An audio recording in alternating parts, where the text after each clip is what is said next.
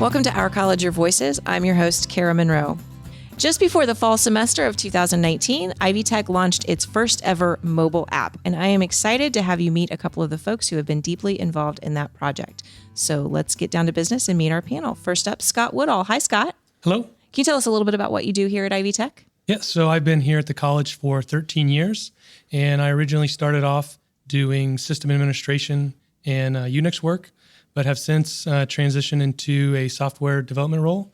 So I currently serve as the director of web development, and I help manage a team of 4 or 5 different software developers who provide custom products for the college. Excellent. Very good. And Matt Etchison. Hi, Matt. Good morning. I'm Matt Etchison, Chief Information Officer. I lead a team of 180 plus people statewide across all campuses, and I've been in the college for almost 4 years. Very good. Well, welcome to both of you. I'm excited to talk a little bit about the mobile app because I know it's been a very successful launch and we also have a lot of plans for it. So I want to dive into that. So we did launch the mobile app a few months ago. What features and functions are available in the app today? So today we have a banner integration, which currently consists of a weekly schedule of courses, some student record information like holds, grades, academic record, and account balances. There's also a college-wide calendar, some campus safety information, outdoor maps, indoor maps of various buildings. And last week we went live with our first Canvas or Ivy Learn integration. Sellersburg was the first campus to do that. We went live with just Sellersburg to get a small campus to make sure that the integration was good. So we'll start rolling that out to the rest of the campuses throughout the next couple of weeks. So Scott, you mentioned the Sellersburg campus for that rollout. It's one app for all of Ivy Tech, but there's some specific features by campus. Can you talk just a little bit more about how that works within the app? Right. So each campus has their own, and what's called within the mobile app, a location. And each location, they currently are very similar today, but the idea is as the product in the mobile app grows over time, is each campus and location will kind of start to take its own detour a little bit from everybody else. So as we start having conversations with the different campuses, we'll begin to understand kind of what their specific needs are and then divert a little bit from all the other ones. And if I can add to that real quick, the great thing about the mobile app is the geofencing capability. So when you drive, if you're a student who would say go to Anderson and Indianapolis for classes, it will prompt you to choose your campus as you arrive. So that way you have the information for both the campuses that you go to school at.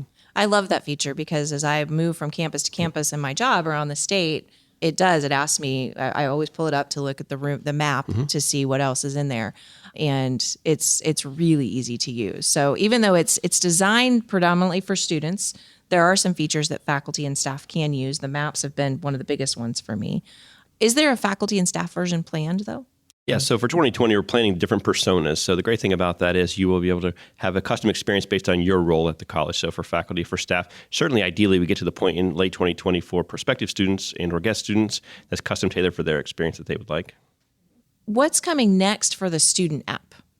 What's coming next? So there is a lot of content that the Modo platform offers out of the box that doesn't require a whole lot of development work from us. So next week at the Executive Council meeting, we're going to do a quick demo of all of those different modules that the different campuses can then decide, hey, if they want to come back to us and tell us to turn on. So that would be something like they have an agenda module, which does like orientations, conferences. So if you have something that's scheduled throughout the day and there has different times and buildings and rooms, that would be a good candidate for that. There's a libraries module. So if you need to show the hours for anything, really, building hours, computer lab hours, libraries, there's something like that. An athletics module, course catalog module, and then other things like photos, videos, facilities, news, and tours. All have different features. But then they also give us the ability to extend the platform beyond what they offer natively. And so we also plan on integrating with our degree tracker. So pulling back some quick information. It won't be feature parity with the web application that's out there today, but we would like to pull forward some quick information that allows the student to see where they're at in the progress of their degree. And then I think there's also the notifications with respect to if you were enrolled in fall, but you haven't enrolled in spring yet, a pilot of sending out a notification to students saying, hey, we realized you haven't registered yet. Would you like to do that and give them some information on how to go about doing that? And some of the data shows that 92% of all smartphone users have their phone within arm's reach 24 hours a day. So knowing that with our students, what we're trying to work on is prototyping with Moto Labs, which is our mobile vendor, prototyping an advising module that allows two-way advising, that sort of connectivity between student and advisor at all times. And that helps students so they have to come in, they can do that remotely with their phone. So we're working on that through 2020, and no other college in the country has that yet, so we're excited about prototyping that.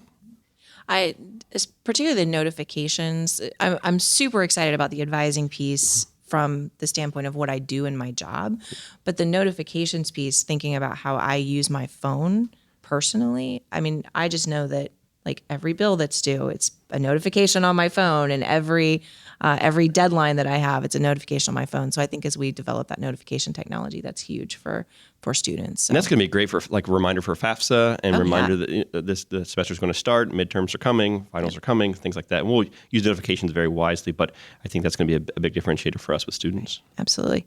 I know that this has been a really successful app launch, Matt. You've shared a lot of feedback with the senior administrative team. What kind of feedback have you guys received so far about the app? So I was combing over some of the App Store reviews before we sat down today, and it's overwhelmingly positive. I cherry picked one. It says just what we students needed. Once they get Ivy Learn on there, it's going to be make it even better. Super handy because we always have our phones on us, and it just really caters to this generation of college students. Perfect. So we do see a ton of that. And the critiques that we did see, it was, I can't wait for more things to be turned on. So because we have the Ivy Learn banner in there, it just hadn't been turned on yet. We were waiting something on the vendor before we could turn that integration on.